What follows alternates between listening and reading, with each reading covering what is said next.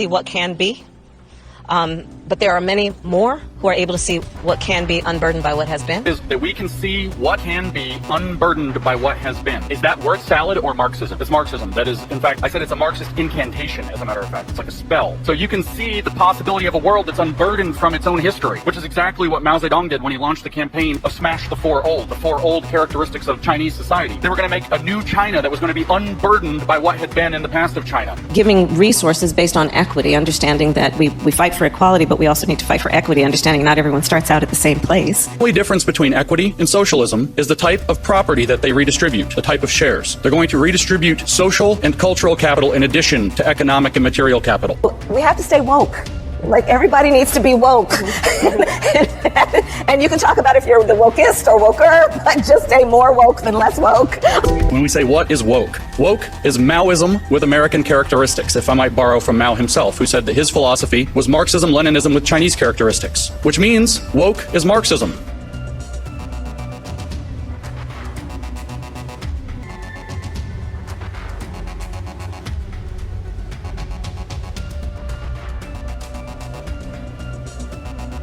And overnight, I just noticed there's a lot of what's called big character posters everywhere. It's just big pieces of paper and with words written in very large letters so everyone can read it from distance, kind of like today's social media.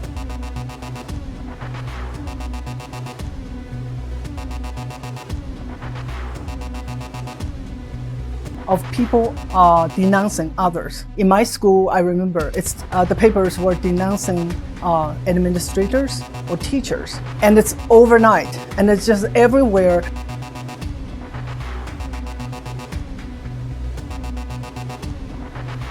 The school was, like all the other institutions, was shut down by the Red Guards. And the Red Guards, and I think nowadays more and more Americans are familiar with that. And Red Guards were the kids from elementary school to university. Marched from Lansdowne Theater to Carr Field in Yaden this afternoon. 16-year-old Penwood High School student. The Israel-Hamas war stoking protests across the U.S. at various college campuses. In the north. So every day we went to the street, we watched the Cultural Revolution unfolding. And that is struggle sessions. Well, I was born in 1950. You know what I expect of white women? Not a damn thing. Nothing. I expect nothing of you because you have never given me anything. I can't trust you. But how can we come together when you say something like, I will never trust a white woman? Why are your feelings so hurt?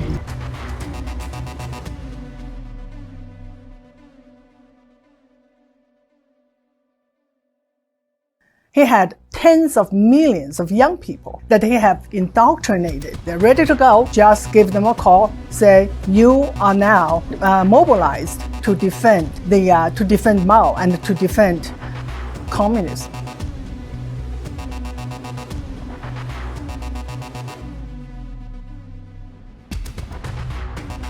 And that's what how they got the kids all involved and. Very familiar to Americans now. They dismantled the criminal justice system. No police.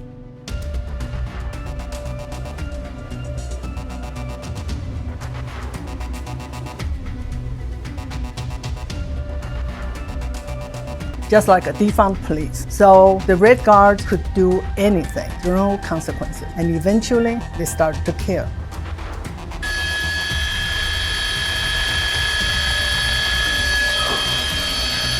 Copy that.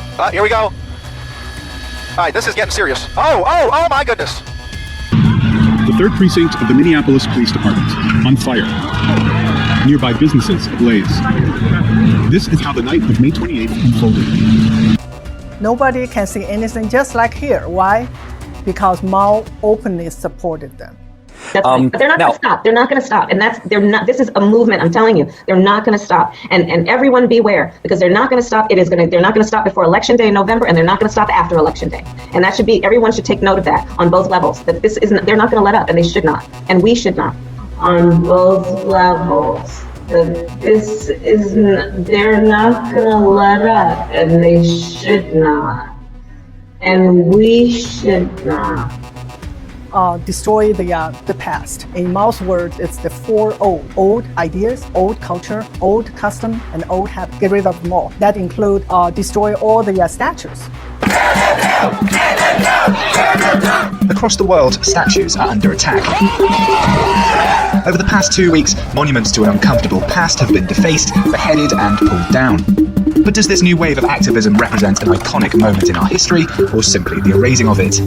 The goal is to get rid of the past so we can replace it with the pure Maoism. The first killing took place in a very prestigious middle school for girls.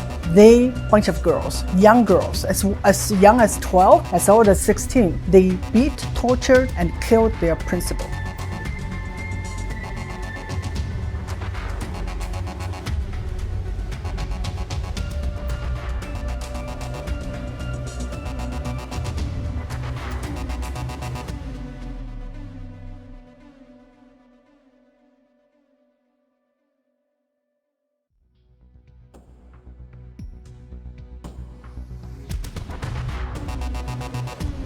And I was elementary school student. So in my school, I did not see killing, but I did see attacks by the kids. And one of the things I remember so vividly is a teacher. She is a pretty teacher, and she usually will dress kind of nicely, and that's considered bourgeois. So the kids followed her, called her names. Eventually, they surrounded her and spit on her. So after a while, she was covered with spit from head to toe.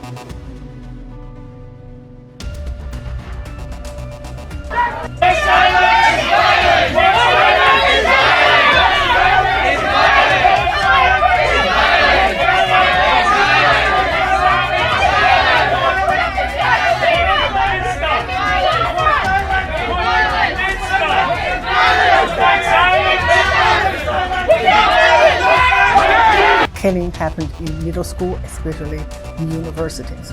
But the police were told to stay away from campuses. And if the Red Guards hit them, they are not allowed to hit back.